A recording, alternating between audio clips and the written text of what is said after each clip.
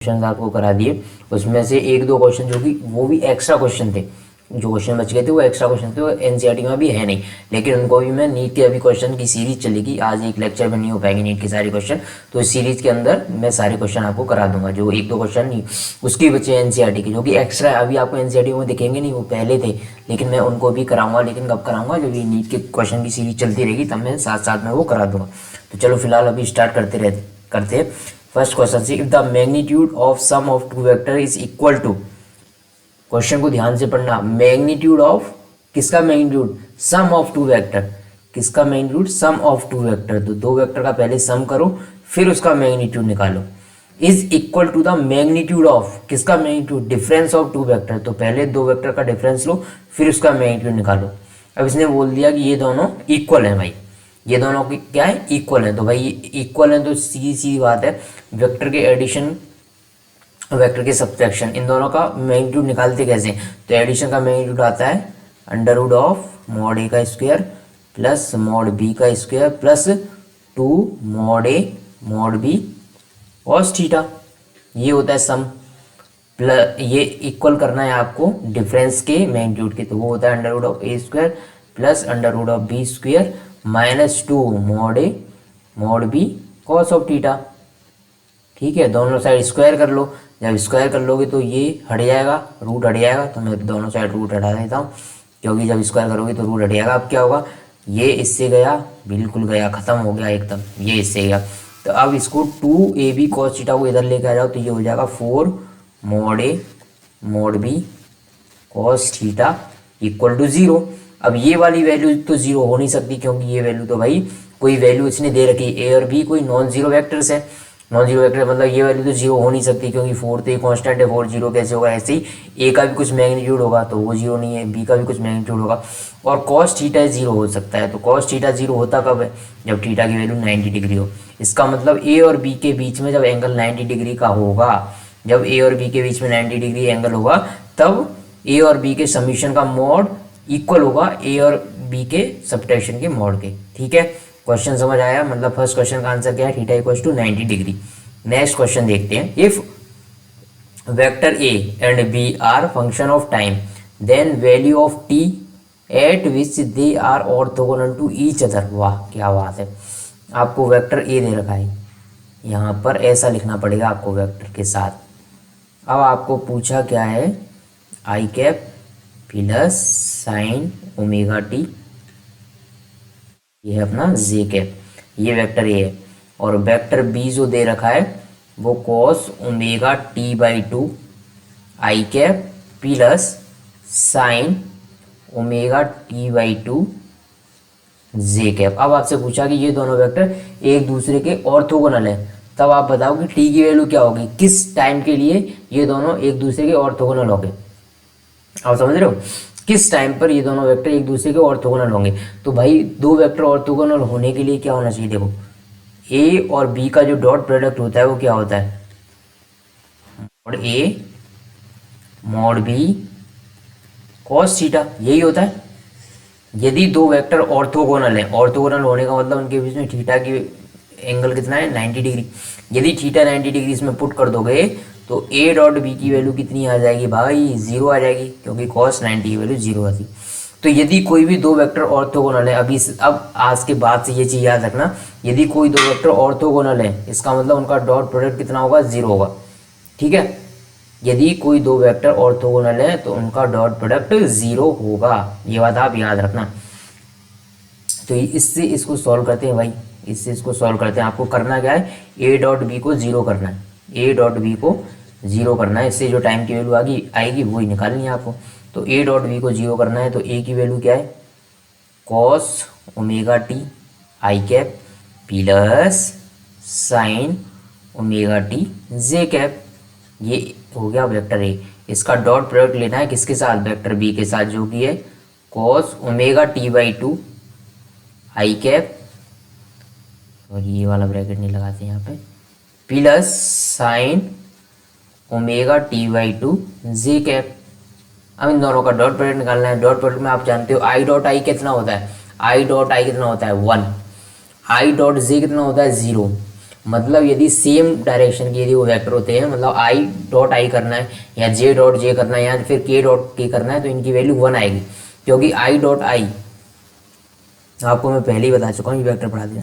I dot I क्या होगा, mod I cos zero, क्योंकि दोनों सेम वेक्टर मतलब एक दूसरे के पैरेलल है भाई, एक दूसरे पे आई और आई मतलब दोनों यूनिट वेक्टर है, मतलब एक दूसरे के पैरेलल और ऐसे हैं, एक दूसरे के पैरेलल भी हैं और इक्वल भी है, ठीक है।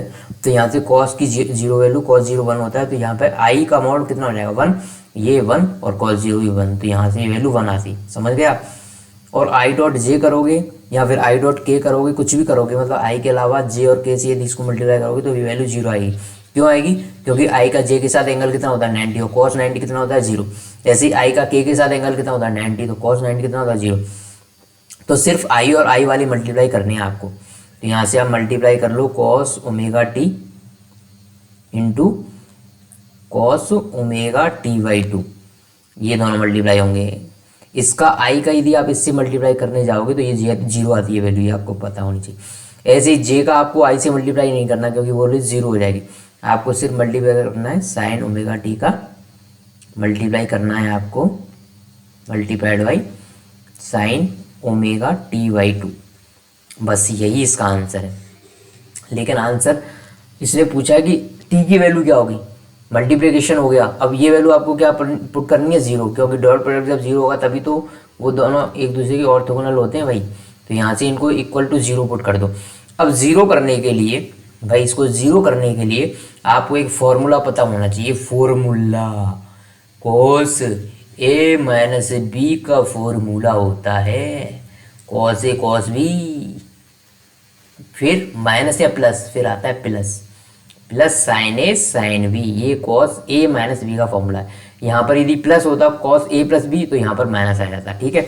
तो ये वही फॉर्मूला आपको लग रहा है ना, ए को यदि मैं ओमेगा टी मानूँ, A equals to omega T और B equals to omega T by 2, ये यदि ए और बी को इस फॉर्मूले के कंपेयर करो तो ए की जगह ओमेगा टी है और बी की जगह ओमेगा टी बाई 2 है, तो कॉस ए माइनस बी कितना हो जाएगा, cos omega T minus omega T by 2।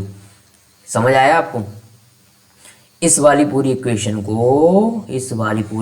को आप इससे कंपेयर करो फॉर्मूले से, तो ए की जगह क्या है इसमें ओमेगा 2 और बी की जगह क्या ओमेगा टी बाई 2, वहाँ से यदि फॉर्मूले को कंपेयर करते हो तो कॉस ए माइनस बी का फॉर्मूला ये बन रहा है। तो कॉस ए माइनस बी की वैल्यू आ रही है 0, cos omega T minus omega T by 2, अंदर बचेगा कितना cos omega T by 2, omega T by 2 equals to 0। और कॉस थीटा 0 कब होता है, कॉस थीटा 0 कब होता है, जब थीटा 90 डिग्री हो। कॉस थीटा 0 कब होता है, जब थीटा 90 डिग्री हो, मतलब अंदर जो वैल्यू है वो थीटा ही है ना, इसके लिए कॉस थीटा 0 मतलब थीटा 90 डिग्री, अंदर जो वैल्यू लिखी है वो थीटा ही है, वो थीटा की वैल्यू मतलब ओमेगा टी की वैल्यू कितनी है 90, ओमेगा टी बाई 2 की वैल्यू कितनी हो जाएगी 90, और 90 मतलब पाई बाई 2, 90 मतलब पाई बाई 2, तो यहाँ से जो टी की वैल्यू आ जाएगी पाई बाई ओमेगा आ जाएगी। यही आपका एक ऑप्शन दे रखा है कि टाइम जब पाई बाई ओमेगा होगा तब ये दोनों वेक्टर एक दूसरे के परपेंडिकुलर होंगे। मैं इस क्वेश्चन को 2 लाइन में ख़त्म करा सकता था, लेकिन मुझे ये समझाना था आपको ढंग से। तो क्या ये आपको समझ आया। यदि 2 वेक्टर एक दूसरे के परपेंडिकुलर हैं तो उनके डॉट प्रोडक्ट 0 होगा। क्यों होगा, क्योंकि डॉट प्रोडक्ट लेते हैं ए और बी, 2 वेक्टर उनका यदि डॉट प्रोडक्ट लेते हैं तो mod A mod B cos theta होता है, और कॉस 90 0 होता है, थीटा की जगह मैं 90 पुट कर दूंगा तो वो वैल्यू 0 आती है, और 90 करने का मतलब है दोनों एक दूसरे के परपेंडिकुलर हो जाएंगे। नेक्स्ट क्वेश्चन है, 6 वेक्टर हैं ए से लेके एफ तक, have the magnitude and direction indicated in the figure, which of the following statement is true. आपको ये 4 वेक्टर दे रखे हैं, 4 वेक्टर दे रखे थे और आपसे पूछा था कि इनमें से कौन सा ऑप्शन सही होगा। तो इसमें 4 ऑप्शन मैं बता देता हूँ आपको, A plus B equal to C, A plus D, A plus D equal to B. Third option में बता देता हूँ, A plus C equal to A plus C equal to D, और फोर्थ ऑप्शन है A plus B equal to F vector. इन चारों में से कौन सा स्टेटमेंट सही है? तो फर्स्ट स्टेटमेंट में देखो, यदि वेक्टर ए, वेक्टर ये रहा, वेक्टर बी ये रहा भाई, वेक्टर बी ये रहा। अब यदि दो वेक्टर टेल टू टेल जुड़े, मतलब हेड, पहले का हेड दूसरे की टेल से जुड़ा हुआ है, तो इनका रिजल्टेंट कैसे आता है? अपोजिट डायरेक्शन में जाता हूँ, मतलब इधर रिजल्टेंट आएगा इनका, इस तरह का रिजल्टेंट आएगा।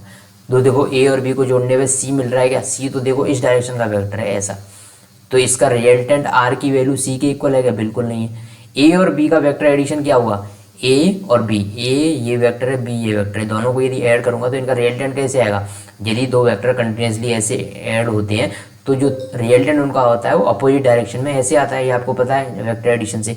तो क्या सी इस डायरेक्शन में है? बिल्कुल नहीं है, तो फर्स्ट स्टेटमेंट हो गया इनकरेक्ट। सेकंड देखते हैं, ए प्लस डी करने पे बी आ रहा है क्या? तो ए ये रहा, देख लो वहाँ से ए इस तरह का, ये ए। डी कहाँ है भाई? डी ये रहा भाई, डी ये रहा, डी ये रहा। तो इनका रिजल्टेंट कैसा आना चाहिए भाई? ऐसा कुछ आना चाहिए था। तो देखो, क्या बी इसी तरह का वेक्टर है क्या? बी नहीं, बी तो इस तरह का वेक्टर है, तो ए और डी को जोड़ने पे बी नहीं आ सकता, तो सेकंड बी इनकरेक्ट हो गया। थर्ड स्टेटमेंट देखते हैं, ए प्लस सी, तो भाई ए वेक्टर ये रहा, ठीक है। सी वेक्टर किधर है भाई? सी वेक्टर ये रहा, ए वेक्टर ये रहा, और सी वेक्टर तो इसके कोलिनियर वेक्टर है। तो ए और सी का जो एडिशन आएगा वो कुछ ऐसा आना चाहिए, ऐसा ही आना चाहिए, इसी डायरेक्शन में आना चाहिए भाई, इसी डायरेक्शन में ए प्लस सी का वेक्टर ऐसा आना चाहिए। तो ए प्लस सी को ऐड करने पे रिजल्टेंट इसका ये आ रहा है, रिजल्टेंट वेक्टर इसका ये आ रहा है जो मैंने यहाँ पर बनाया है। तो क्या डी इस टाइप का वेक्टर है? बिल्कुल नहीं, डी तो इस टाइप का वेक्टर है, तो ये तो ऐसा नहीं आ सकता, तो सी ऑप्शन भी इनकरेक्ट हो गया। अब लास्ट ऑप्शन की बात करते हैं, क्योंकि ये लास्ट ऑप्शन है तो करेक्ट होना ही चाहिए। देखते हैं, ए वेक्टर कुछ इस तरह का भाई, ए वेक्टर ये रहा, बी वेक्टर कहाँ है यहाँ पे? B vector, B vector, B vector ये रहा, ए वेक्टर ये रहा, ठीक है, बी वेक्टर ये रहा, ठीक है, ए वेक्टर ये रहा, और वी वेक्टर ये रहा आपके सामने। अब आपसे पूछा है, अब आप ये बताओ मुझे इसका रिजल्टेंट कैसा आना चाहिए? तो रिजल्टेंट कुछ ऐसा आना चाहिए, एफ वेक्टर। क्या एफ वेक्टर ये है? बिल्कुल नहीं, तो ये फोर्थ ऑप्शन भी इनकरेक्ट हो गया, फोर्थ ऑप्शन भी इनकरेक्ट हो गया। यदि इसको करेक्ट बनाना है, यदि इसको करेक्ट देना, लगना ही है कि इसको करेक्ट ही होना चाहिए, तो आपको क्या करना चाहिए? ए और बी, देखो ए और बी का रिजल्टेंट तो एफ नहीं हो सकता, तो किसका रिजल्टेंट एफ हो सकता है? ए को यदि मैं ऐड कर दूं भाई किसके साथ? ए को यदि मैं ऐड कर, नहीं, ई को यदि मैं बी के साथ ऐड कर दूं, देखो बी प्लस ई करके देखते हैं, बी प्लस ई, बी प्लस ई, तो बी प्लस ई, तो ई कुछ इस डायरेक्शन का वेक्टर है, ठीक है, ई बी कुछ इस डायरेक्शन का वेक्टर हो जाएगा, तो इसका रिजल्टेंट कैसा आना चाहिए? इस तरह का आना चाहिए, तो एफ तो इनका भी समीशन नहीं हो पाएगा। फिर देखते हैं अपन डी प्लस ई करके देखते हैं, डी कुछ इस तरह का वेक्टर है, ई कुछ इस तरह का वेक्टर है, और एफ यदि इस डायरेक्शन हो गया तो D plus E equal to F हो रहा है। तो इसका जो करेक्ट ऑप्शन होगा भाई, जो करेक्ट आंसर होगा वो ये होगा, D plus E equal to F vector, ये हो रहा है, बिल्कुल हो रहा है। कैसे हो रहा है? देखो डी किस डायरेक्शन में जा रहा है? डी जा रहा है इस डायरेक्शन में, ठीक है, और ई किस डायरेक्शन में? इस डायरेक्शन में। तो इनका रिजल्टेंट कैसा होना चाहिए? ऐसा होना चाहिए भाई, ऐसा होना चाहिए। और एफ इसी टाइप का है ना, एफ इसी टाइप का है, मतलब डी और ई को यदि मैं ऐड करूंगा तो एफ वेक्टर मिल जाएगा। तो इसका जो करेक्ट ऑप्शन होगा D plus E equal to F. और शायद ये ऑप्शन भी एक था, मतलब इसमें से फोर्थ ऑप्शन ये ना हो कि ये ऑप्शन था और वहाँ पर करेक्ट आंसर ये होगा, लेकिन मैंने आपको काफ़ी सारे केस करा दिए इसके, ताकि आप अच्छी तरह से समझ पाओ। यदि कोई और भी कॉम्बिनेशन देता तो वो सही हो रहा है या नहीं हो रहा है, ये आप अच्छी तरह से आप चेक कर सकते हो। और भी कोई कॉम्बिनेशन आएगा तो आप इजीली चेक कर पाओगे कि ये इसका रिजल्टेंट होगा या नहीं होगा। नेक्स्ट क्वेश्चन है, the vectors A and B are such that, अच्छा जी, दो वेक्टर हैं वो इस तरह से हैं, देखो यहाँ पे वेक्टर आपको इसके ऊपर लगाना पड़ेगा, वहाँ पे नहीं लगा हुआ, क्यों? क्योंकि एनसीईआरटी बोलती है यदि किसी लेटर को बोल्ड से लिख दूँ तो आप समझ लो कि उसके ऊपर वेक्टर लगा हुआ है। तो यदि एनसीईआरटी के अकॉर्डिंग यहाँ पर ये बोल्ड बना दिया ना ए और बी, इसने ए और बी यहाँ पर भी बोल्ड बना दिए, तो आपको अपने आप मान के चलना है ए बोल्ड लिखते ही मतलब ए के ऊपर वेक्टर लगा हुआ है, बी बोल्ड लिखा हुआ है मतलब बी के ऊपर वेक्टर लगा हुआ है, समझ गए? तो ये दोनों इक्वल हो गए भाई, दोनों इक्वल हो गए। तो इक्वल कैसे होंगे? ए प्लस बी का जो रिजल्टेंट होता है वो क्या होता है? अभी अभी आपको होता है A square plus B square plus 2ab cos theta, यहाँ पे जहाँ पे भी मैंने रूट के अंदर ए और बी डायरेक्ट लिख दिया ना, आप अपने दिमाग में एज्यूम कर लेना ए और बी के मॉड है ये हर जगह पर। ऐसे ही मैं इस साइड भी ए और बी के मॉड नहीं लिख रहा हूँ, आपको एज्यूम करना है ए और बी के मॉड है हर जगह पर।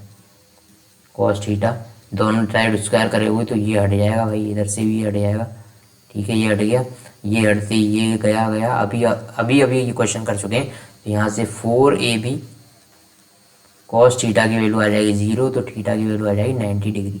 तो जब थीटा 90 डिग्री होगा तब ये वाली बात सही होगी, तब ये वाली बात सही होगी। अच्छा ये इक्वल हो जाते हैं ना, थीटा 90 डिग्री होता है तो ये दोनों चीज़ इक्वल हो जाती है। क्यों हो जाती है? क्योंकि जैसे ही थीटा पुट करोगे यहाँ पर 90 तो ये वाली टर्म 0 हो जाती है, ऐसे ही थीटा यहाँ पर 90 पुट करोगे तो ये वाली टर्म भी 0 हो जाती है। तो बचता क्या है दोनों साइड ए स्क्वायर प्लस बी स्क्वायर, और इस साइड भी क्या बचता है A square plus B square, इसीलिए तो दोनों चीज़ें इक्वल हो जाती हैं। नेक्स्ट क्वेश्चन देखते हैं। If a vector 2i plus 3j plus 8k is perpendicular to vector of this, then value of alpha। यदि दो वेक्टर एक दूसरे के परपेंडिकुलर हैं तो उनका डॉट प्रोडक्ट भाई, उनका डॉट प्रोडक्ट 0 होना चाहिए। तो भाई डॉट प्रोडक्ट निकालते हैं इनका, 2i plus 3j plus 8k dot 4, हाँ मज़ा आएगा। इसने 4j पहले लिख दिया तो आपको आई लिखना चाहिए पहले, ताकि आप फंसो नहीं। आई जे के की फॉर्म में लिखना। देखो ऐसे भी खेल सकता है ये खेल आपके साथ। आई जे के देखो इसने यहाँ तो सीधे आई जे के लिखे, लेकिन दूसरी बार क्या किया, पहले जे को लिख दिया। तो आप पहले आई को लिख लेना भाई, फंस जाओगे। डॉट प्रोडक्ट कैसे निकालते हैं, सिर्फ सेम का मल्टीप्लाई करना है। तो ये हो जाएगा -8, 4 2 जा, फिर 3 4 जा तो +12, ये हो जाएगा 8 alpha plus 8 alpha equal to 0। यहाँ से 8 अल्फा प्लस 4 इक्वल टू आ जाएगा 0। यहाँ से अल्फा की वैल्यू आ जाएगी -4/8, that means alpha equal to -1/2। Alpha की value -1/2। Option B is correct, option B is correct. Okay, next question. If the angle between the two vectors A and B is theta, the value of B cross A dot A H. अच्छा जी, अच्छा, दो vector है ए और B. अच्छा ये जो लिखा हुआ है ना, मैं आपको बता देता हूँ, ये लिखा हुआ है actually BA² cos theta. Second option है BA² sine theta. Third option है BA² sine theta cos theta. और जो फोर्थ ऑप्शन है वो है आपका 0। यदि आप भाई यदि आपने दिमाग नहीं लगाया, ये ऐसा लिखा हुआ है, समझ रहे हो आप। यदि आपने दिमाग नहीं लगाया, आपने कुछ और ही दिमाग में सोच लिया, तो आप क्या करोगे कि सर यहाँ पे लिखा हुआ है डॉट, काम कर देता हूँ मैं, काम कर देता हूँ, इसको लिख देता हूँ मॉड ए, ये मान लेता हूँ, इसको मॉड बी मान लेता हूँ, और बीच में लिख देता हूँ कॉस थीटा। ऐसे ही बी डॉट ए को क्या लिख देता हूँ, बी ए इंटू साइन थीटा, और ए तो यहाँ पर है ही, और कॉस थीटा। यहाँ से जो वैल्यू आ जाएगी आपकी BA² sine theta cos theta, BA² sine theta cos theta. और आप ऑप्शन करके आ जाओगे सी करेक्ट, जो कि हो जाएगा आपका इनकरेक्ट। आपके हिसाब से करेक्ट है, लेकिन ये हो जाएगा इनकरेक्ट। क्यों हो जाएगा इनकरेक्ट भाई? इसलिए हो जाएगा इनकरेक्ट, देखो, यदि A क्रॉस B करते हो और B, या फिर B क्रॉस A करते हो, पहले तो ये बताओ ये दोनों मैंने जो चीज़ें लिखी वो सही है या गलत है? A cross B equals to B cross A, बिल्कुल गलत है, ये बिल्कुल गलत है। A cross B cross A के इक्वल नहीं होता है, क्योंकि A क्रॉस B का, यदि A क्रॉस B दो वेक्टर है भाई, A क्रॉस B, ये A है, दूसरा वेक्टर है B, ये रहा। तो A क्रॉस B, A इस डायरेक्शन में मेरा, B इस डायरेक्शन में, तो A से B की तरफ मैं जाऊंगा तो इसका जो रिजल्टेंट वेक्टर होगा वो बाहर की डायरेक्शन में होगा, लेकिन जब B से A की तरफ मैं उंगली घुमाऊंगा तो इसका रिजल्टेंट अंदर की साइड आएगा। मतलब दोनों का मैग्नीट्यूड तो सेम होगा रिजल्टेंट का, लेकिन दोनों की डायरेक्शन अपोजिट होगी। मतलब अब यदि मैं इनको लिखता हूँ तो अब ये एकदम करेक्ट है, A cross B equal to -B cross A, क्योंकि दोनों की डायरेक्शन अपोजिट होती है। दोनों मैग्नीट्यूड तो इक्वल होगा, लेकिन एक का बाहर की डायरेक्शन में आ रहा है, एक का अंदर की डायरेक्शन, मतलब डायरेक्शन अपोजिट होगी, तो माइनस साइन लग जाएगा। ठीक है, पहली बात तो ये, लेकिन मुझे इससे मतलब नहीं था, मैं आपको ये बताना चाह रहा हूँ, वो समझो। A क्रॉस B का जो मैग्नीट्यूड हो, आपने निकाला ना, ए क्रॉस बी का मैग्नीट्यूड निकाला, इधर आ रहा था, मतलब ये मैग्नीट्यूड ए के भी परपेंडिकुलर है और बी के भी परपेंडिकुलर है, समझ रहे हो ना।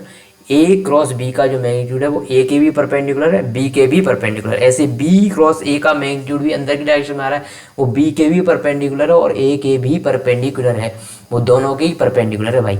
यदि वो दोनों के परपेंडिकुलर है, इसका मतलब ये हुआ कि जो बी क्रॉस ए यहाँ पर लिखा हुआ है ना, बी क्रॉस ए, ये परपेंडिकुलर होगा ए के बी, और बी क्रॉस ए परपेंडिकुलर होगा भाई बी के बी, ठीक है। तो एक बी क्रॉस ए का जो रिजल्टेंट आएगा, बी क्रॉस ए का जो रिजल्टेंट आएगा वो ए के क्या होगा, परपेंडिकुलर, बी के क्या होगा, परपेंडिकुलर। तो मैं बी क्रॉस ए का रिजल्टेंट मान लेता हूँ कि आर आया, आर आया, और वो रिजल्टेंट होगा परपेंडिकुलर टू ऑफ ए, और आर जो होगा परपेंडिकुलर टू बी भी होगा। यदि आर इन दोनों के परपेंडिकुलर है तो आप आर का यदि डॉट प्रोडक्ट लोगे, आर का यदि डॉट प्रोडक्ट लोगे ए के साथ तो वो क्या आएगा, ज़ीरो, और आर का यदि डॉट प्रोडक्ट लोगे बी के साथ तो वो भी क्या आएगा, ज़ीरो, क्योंकि ए और बी दोनों ही परपेंडिकुलर होते हैं ए और बी के, ए क्रॉस बी के रिजल्टेंट के, ठीक है। तो यहाँ पर आंसर आपका ज़ीरो होगा, क्योंकि जो ए क्रॉस बी का आंसर होगा वो ए के भी परपेंडिकुलर है, बी के भी परपेंडिकुलर है। अब इसने ए के साथ उसका डॉट प्रोडक्ट ले लिया, किसका, बी क्रॉस ए का, बी क्रॉस ए क्या था, ए के परपेंडिकुलर था, और दो परपेंडिकुलर वेक्टर का यदि आप डॉट प्रोडक्ट लोगे तो उनकी वैल्यू जीरो होती है, क्योंकि cos 90 की वैल्यू जीरो होती है, समझ गए। नेक्स्ट क्वेश्चन है A cross B equals to 3 A dot B. अच्छा जी, अच्छा, यहाँ पे एक्चुअली में 3 नहीं है, √3 है, ये आप देख लेना, ये आपके जो क्वेश्चन आया हुआ है उसमें √3 वैल्यू दे रखी थी, तो ये √3 ए डॉट बी है। कुछ नहीं करना, ए क्रॉस बी का फॉर्मूला क्या होता है, मॉड ए और B sine theta equal to √3 mod A mod B cos theta, ये गया sine theta upon cos theta हुआ टेन थीटा, √3 टेन थीटा √3 कब होता है, जब थीटा होता है 60 डिग्री, 60 डिग्री पर टेन थीटा √3 होता है। क्यों होता है, क्योंकि टेन थीटा होता है sign theta upon cos theta, तो साइन 60 की वैल्यू अपन कॉस 60 की वैल्यू, यही तो होगा टेन 60, ये तो टेन 60 होगा, और साइन 60 की वैल्यू आपको पता है √3/2 होती है, और ये cos 60 की वैल्यू होती है 1/2।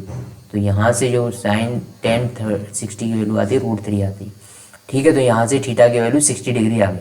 यदि थीटा 60 डिग्री आ गया मेरे भाइयों, यदि थीटा 60 डिग्री आ गया तो ए प्लस बी इसका जो मोड होगा वो होगा √ऑफ A square plus B square plus 2ab cos 60 मतलब 1/2। यहाँ से जो आंसर आएगा वो A square plus B square plus A B whole की पावर 1/2, क्योंकि रूट का मतलब होता है पावर 1/2। ये इसका आंसर है, ये आपको ऑप्शन दे रखा था, इसका फाइनल जो आंसर आएगा A square plus B square plus A B का √, ये आपका आंसर है। नेक्स्ट देखते हैं, इफ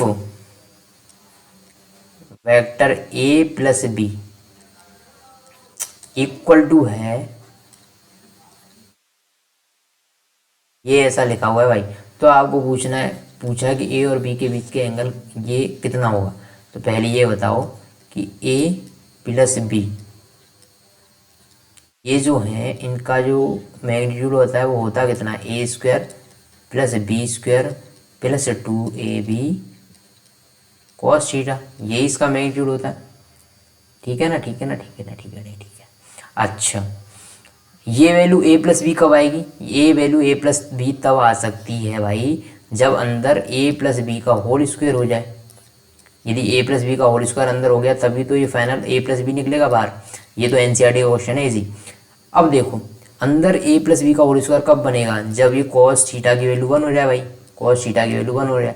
और cos थीटा की वैल्यू 1 कब होती है, जब थीटा 0 हो जाए। तो थीटा जब 0 हो जाएगा, तो cos थीटा हो जाएगा 1, तो हटा दिया मैंने, cos थीटा 1 हो जाएगा।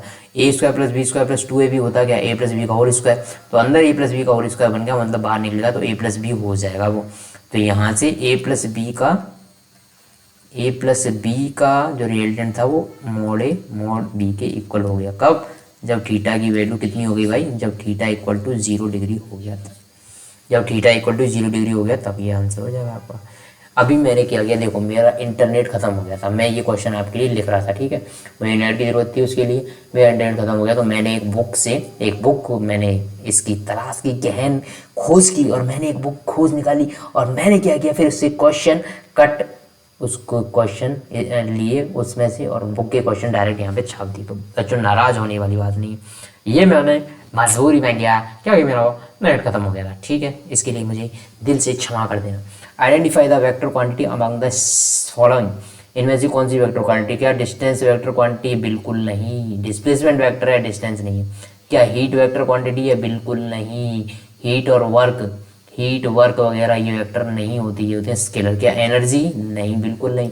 तो इसमें बचाव का क्या, एंगुलर मोमेंटम, ये वेक्टर क्वांटिटी है, ये एक वेक्टर क्वांटिटी है। मोमेंटम तो मैंने आपको पहले ही बता दिया था, ये जब एनसीईआरटी के सॉल्यूशन आप कर रहे थे तब भी आपने देखा होगा ये मोमेंटम वहाँ पर आया था, और ये एक वेक्टर क्वांटिटी है, बिल्कुल एक वेक्टर क्वांटिटी है।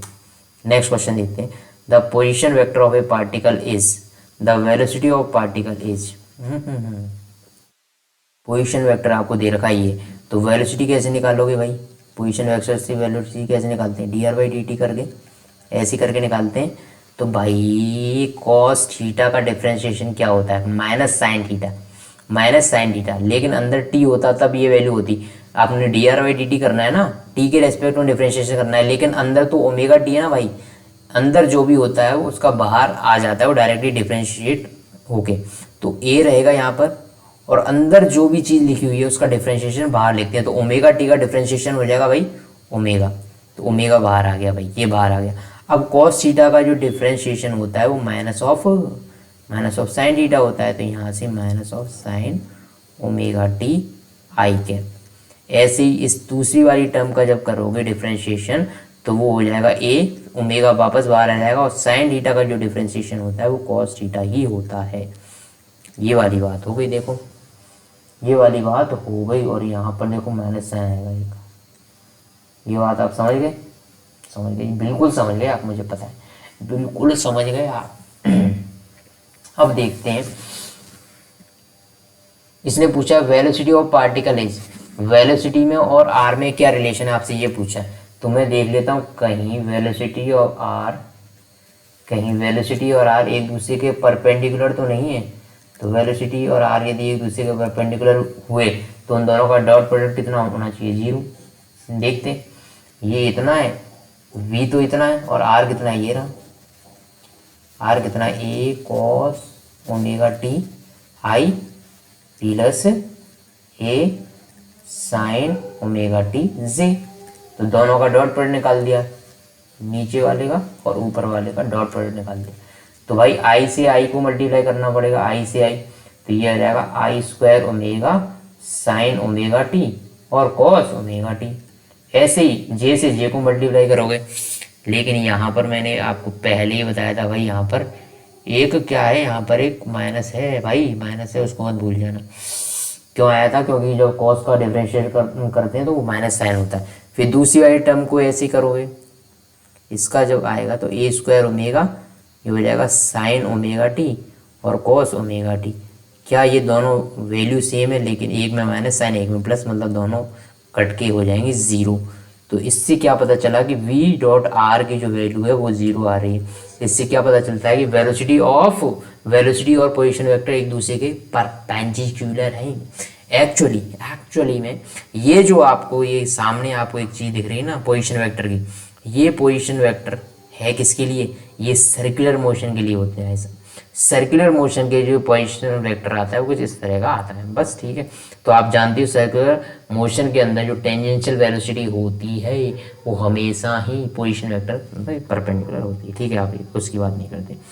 The angle between two vectors will be, दो वेक्टर के बीच का एंगल निकालना है। तो कभी भी आपको दो वेक्टर्स के बीच का एंगल निकालना हो तो आपको ये कर देना है भाई, ये तो आपको पता ही होगा, तो ए डॉट बी करो पहले, तो ए डॉट बी मतलब इन दोनों का करना है डॉट प्रोडक्ट। तो 3 3 या 9, अभी तो आप समझ गए मैं कैसे कर रहा हूँ, आई का आई से करूँगा, बाकी किसी से नहीं करूँगा, क्योंकि बाकी किसी से करने में वोट इज 0 आती है, क्योंकि डॉट प्रोडक्ट आई के साथ आई का 1 होता है, बाकी सबके साथ 0 होता है। ऐसे 4 का 4 के साथ करूँगा तो ये हो जाएगा 16। 5 का 5 के साथ -25। मॉड ए की वैल्यू देखो कितनी आएगी। वैसे तो मुझे ये साफ साफ दिख गया, ये ज़ीरो हो चुका है, ये ज़ीरो हो ही चुका है, ये वाली टर्म ही ज़ीरो हो चुकी है, क्योंकि ये कितनी हो गई, 3 3 जा 9, 4 4 जा 16, 16 और 9 25 हो गई ना ऑलरेडी ये टर्म जीरो। तो इधर अब कुछ भी आता रहे मुझे उससे कोई मतलब नहीं, पर लिख लेता हूँ आपकी सहूलियत के लिए मॉड दोनों का। -5 का स्क्वायर और 5 का स्क्वायर तो सेम हो जाएगा, तो इसलिए मैंने 5 लिखा है। आप -5 करके भी स्क्वायर कर सकते हो, वो तो 25 ही आएगा। Cos of theta, cos theta की वैल्यू आनी कितनी है फाइनली, जीरो। कॉस थीटा की वैल्यू जीरो मतलब थीटा इक्वल टू 90 डिग्री, तो दोनों के बीच में एंगल कितना बन रहा है, 90 डिग्री का। Next question, resultant of A cross zero will be equal to, vector A को जब क्रॉस प्रोडक्ट करोगे जीरो के साथ, जीरो के साथ यदि किसी चीज़ का भाई, यदि दो वेक्टर है, या फिर मैं मान लेता हूँ कि एक दूसरा वेक्टर नहीं है, वो जीरो है भाई, सिंपल जीरो है। यदि आप किसी चीज़ का क्रॉस प्रोडक्ट लेते हो, यदि क्रॉस प्रोडक्ट लेते हो तो जो रिजल्ट होता है वो हमेशा वेक्टर होता है, ये चीज़ ध्यान रखना। जैसे डॉट प्रोडक्ट का जो रिजल्टेंट होता है वो एक स्केलर होता है, लेकिन क्रॉस प्रोडक्ट का जो रिजल्टेंट होता है वो एक वेक्टर क्वांटिटी आती है। तो मतलब इसका जो भी रिजल्ट आएगा वो एक वेक्टर आएगा, पहली बात तो ये। अब क्योंकि ये जीरो से मल्टीप्लाई हो रहा है तो इसका मैग्नीट्यूड कितना होगा, जीरो।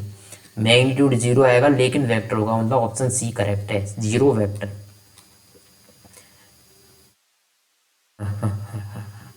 आपको दे रखा है magnitude of vector A B C are 3 4 and 5, तो आपको ये वैल्यू दे रखी है, ए का मैग्नीट्यूड 3, बी का मैग्नीट्यूड 4 एंड सी का मैग्नीट्यूड है 5।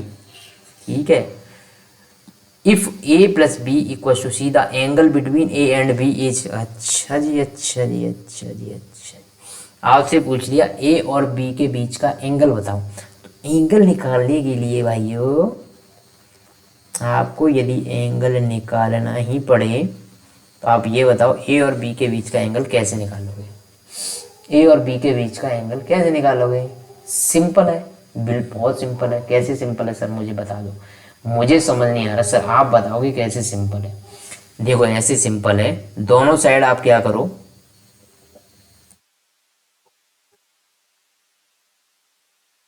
दोनों साइड आप ए प्लस बी ऐसा कर दो, दोनों साइड ए प्लस बी का मल्टीप्लाई कर लो। तो सी में भी जब मल्टीप्लाई करोगे ए प्लस बी का, क्योंकि मुझे पता है ए प्लस बी क्या किसके इक्वल है, सी के, तो सी में सी का ही मल्टीप्लाई हो जाएगा। ठीक है। डॉट प्रोडक्ट निकालते टाइम सेम वाले को सेम से मल्टीप्लाई करते हैं, क्योंकि दूसरे से मल्टीप्लाई इसको करना नहीं होता। ये हो जाएगा मॉड ए का स्क्वायर प्लस, ये हुआ क्या एक्चुअली, डॉट प्रोडक्ट निकालना है ना दो का, तो ये हो जाएगा मॉड ए, दूसरा भी क्या है, मॉड बी भी यही है, mod A mod B cos zero, क्योंकि ए और बी दोनों सेम है, तो दोनों के बीच में एंगल कितना हो जाएगा, कॉस जीरो, और कॉस जीरो की वैल्यू 1 होती है, तो मैं इसको हटा देता हूँ। इक्वल वैल्यू हो जाएगी सी डॉट सी, मतलब सी स्क्वायर हो जाएगा, क्योंकि mod C cos theta cos zero हो जाएगा, तो यहाँ से सी स्क्वायर हो जाएगी। ऐसे ए प्लस बी का होल स्क्वायर हो जाएगा, बी ए प्लस बी का होल स्क्वायर हो गया इस साइड में, इक्वल टू आ जाएगा सी का whole square, A plus B का होल स्क्वायर। अब तो आप ये निकाल ही सकते हो भाई, ए प्लस बी का रिजल्टेंट कितना होता है, ए प्लस बी का रिजल्टेंट होता है under root of A square plus B square plus 2ab cos theta, यही होता है। ए प्लस बी का रिजल्टेंट ये होता है, लेकिन यहाँ पे ऑलरेडी स्क्वायर लगाया तो मैं स्क्वायर रूट को हटा देता हूँ, डायरेक्टली फॉर्मूला लिख देता हूँ। ये क्यों लिखा मैंने ये फॉर्मूला, क्योंकि ऑलरेडी दोनों के बीच में क्या लगा हुआ था भाई, दोनों के ऊपर स्क्वायर लगा हुआ था, तो जो अंडर रूट वाला आता है टर्म आता है वो अंडर रूट हटा दिया मैंने। सी स्क्वायर मतलब सी के मैग्नीट्यूड का स्क्वायर जो हो जाएगा 25।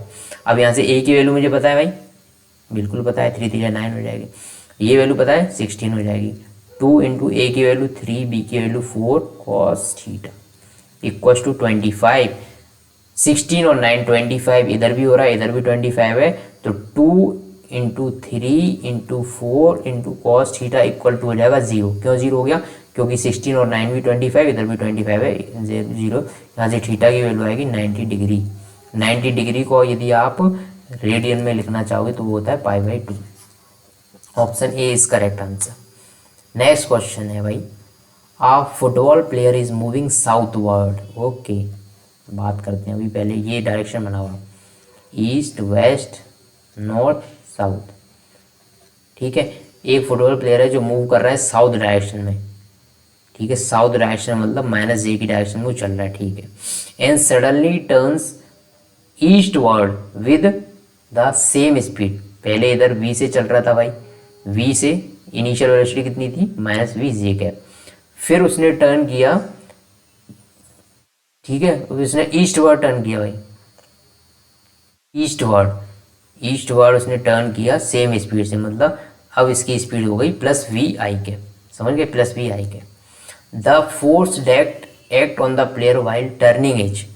जब वो टर्न कर रहा था उस टाइम पे फोर्स उसका किस डायरेक्शन में लगेगा, फोर्स उसका किस डायरेक्शन में लगेगा। देखो फोर्स मतलब फोर्स की डायरेक्शन निकालनी है तो भाई फोर्स जो होता है मास इंटू एक्सेलरेशन। तो एक बेसिकली अपने को मास तो एक क्या होती है, स्केलर क्वांटिटी, जो स्केलर एक्सेलरेशन की डायरेक्शन है वो फोर्स की डायरेक्शन। तो एक्सेलरेशन क्या होता है, final velocity v2 minus v1 upon t2 minus t1, मतलब टर्न करने में जो टाइम लगा था वो t।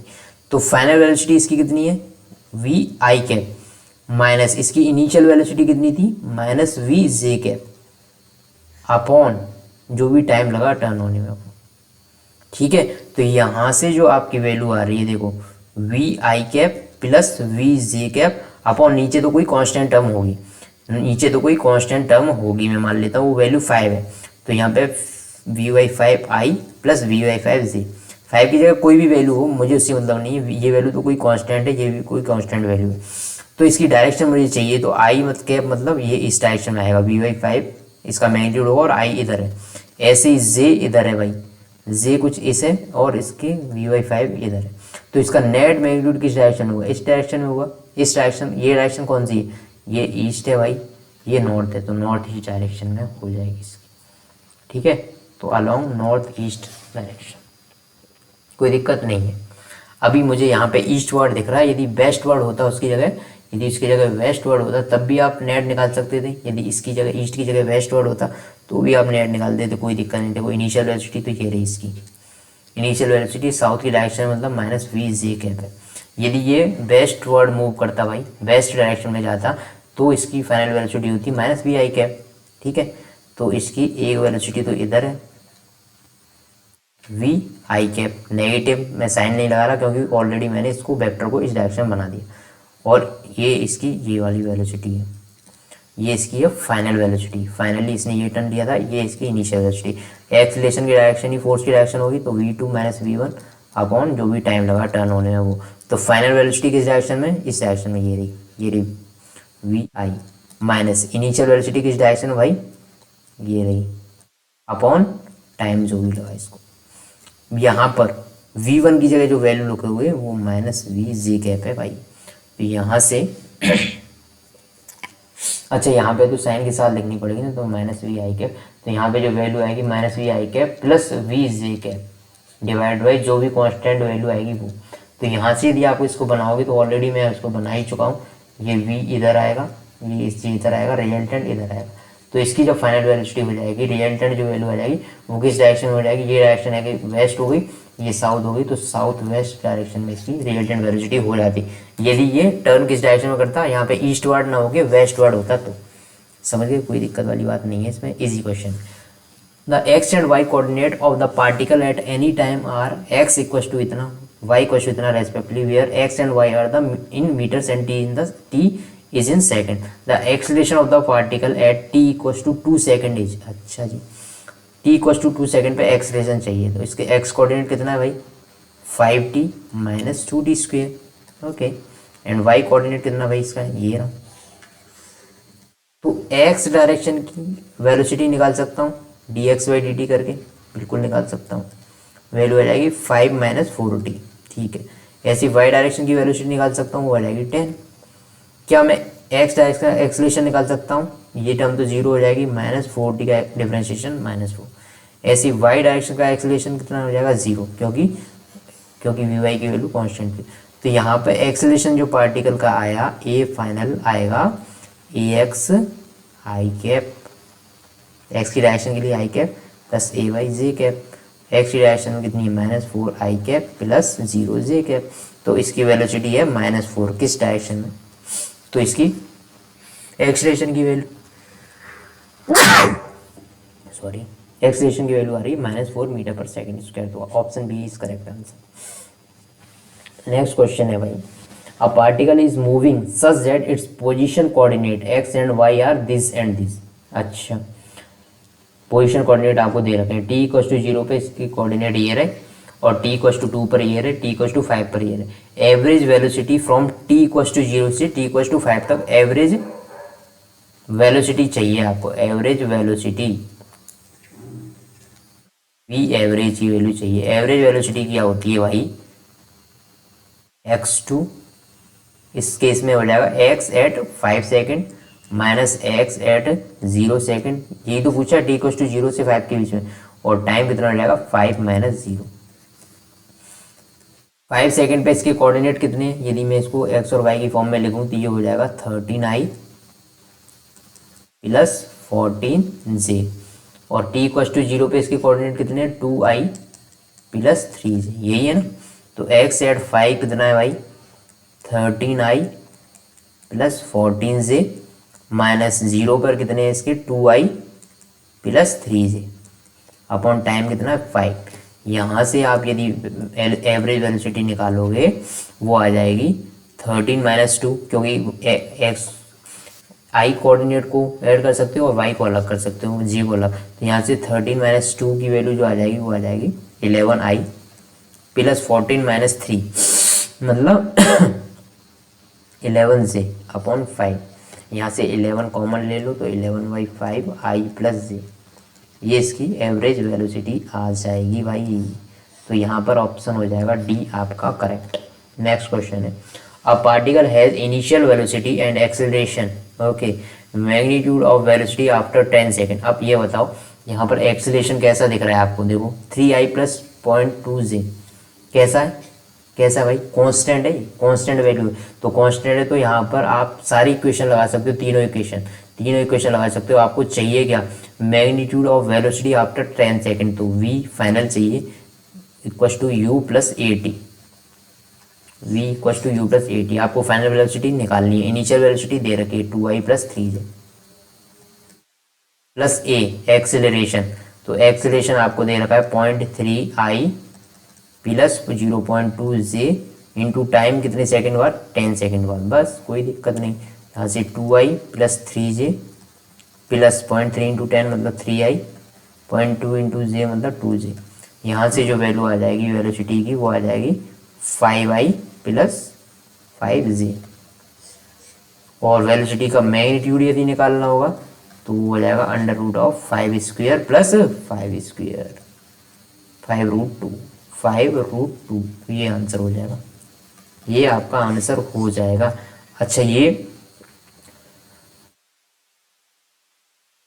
यहाँ से वेलोसिटी का मैग्नीट्यूड आप निकालते हो तो एक्चुअली में कैसे निकालते हैं, a square plus b square plus 2ab cos theta 5 into cos theta. I और जे हमेशा क्या होंगे, एक दूसरे के ऑर्थोगोनल वेक्टर है, मतलब उनके बीच में एंगल आता है 90 डिग्री। तो ये वाली टर्म 0 हो जाती है यहाँ से, इसीलिए अपन directly √a square plus b square कर देते हैं।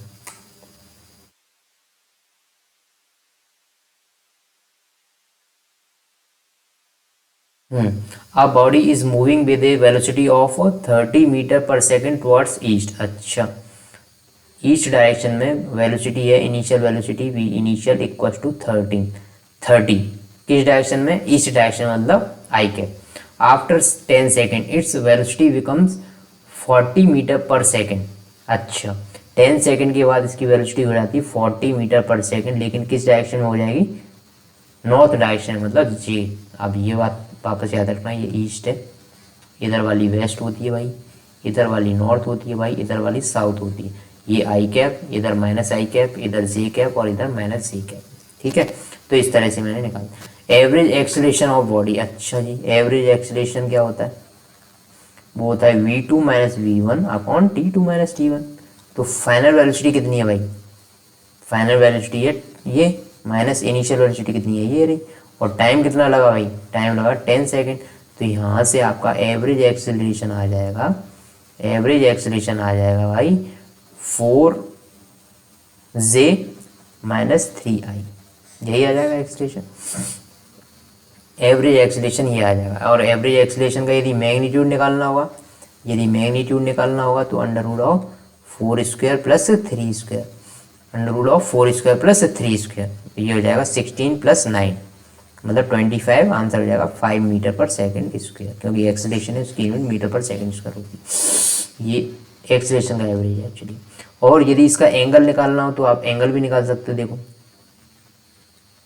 एक्स डायरेक्शन में कितना है 3 माइनस के साथ है, और वाई डायरेक्शन में कितना है 4। यदि आपको एंगल निकालना हो एक्स से, थीटा की वैल्यू निकालनी हो यहाँ से, तो tan थीटा आ जाएगा आपका 4/3। और यदि ये वाला एंगल निकाल लो अल्फा, तो अल्फा हो जाएगा 90 - थीटा। ये सारी चीज़ें आप निकाल सकते हो, कोई दिक्कत वाली बात नहीं है।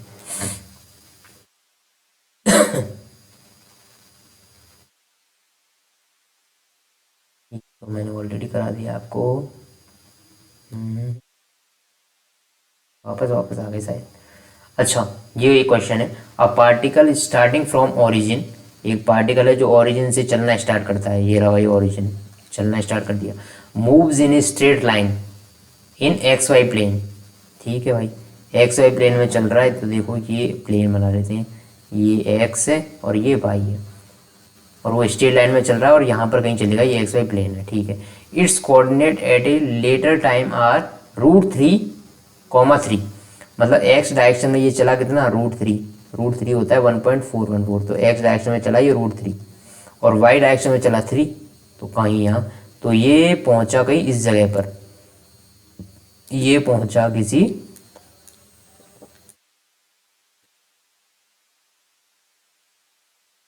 देखो x कोऑर्डिनेट में कहीं यहाँ पहुंचा होगा, y में कहीं यहाँ पहुंचेगा, मतलब इसकी फाइनल कोऑर्डिनेट इस जगह पर है कहीं, ये कोऑर्डिनेट है √3, 3। आपसे पूछा है the path of the particle makes with the x axis and angle of, तो x एक्सिस से अब ये कितना एंगल बना रहा है, तो ये इसको ज्वाइन करती हुई एक स्ट्रेट लाइन बना दो, ये बना दी स्ट्रेट लाइन, और ये एंगल आपसे पूछा है x एक्सिस से, तो बिल्कुल निकाल सकते हो। ये y कोऑर्डिनेट है किसका, इसका y डायरेक्शन में कितना चला है 3, और x में कितना चला है √3, तो यहाँ से tan थीटा की जो वैल्यू आ जाएगी वो हो जाएगी tan theta = perpendicular upon base, तो परपेंडिकुलर कितना है इसका 3 अपॉन बेस कितना है √3, तो यहाँ से tan थीटा आ जाएगा √3, क्योंकि ऊपर वाले √3 को क्या लिख सकते हो √3 × √3, तो एक √3 कट हो जाएगा, तो यहाँ से थीटा की वैल्यू आ जाएगी 60 डिग्री। तो ये आपका फाइनल इसका आंसर हो जाएगा कि x एक्सिस से इतना एंगल बना रहा है। यदि वो पूछे तो y एक्सिस से कितना एंगल बना रहा है, तो y एक्सिस से एंगल में मान लेता हूँ ये अल्फा है, अल्फा की वैल्यू कितनी हो जाएगी भाई थीटा, 90 - थीटा, तो 90 - थीटा कितना था 60, तो y एक्सिस से एंगल आ जाता 30 डिग्री, पर इसने पूछा x से, तो आंसर इसका 60 डिग्री होगा। कोई दिक्कत नहीं है, मुझे लगता है कि अब तक ये सारी, अच्छा ये वाला क्वेश्चन मैं छोड़ के चल रहा हूँ अभी, इसको मैं कराऊंगा।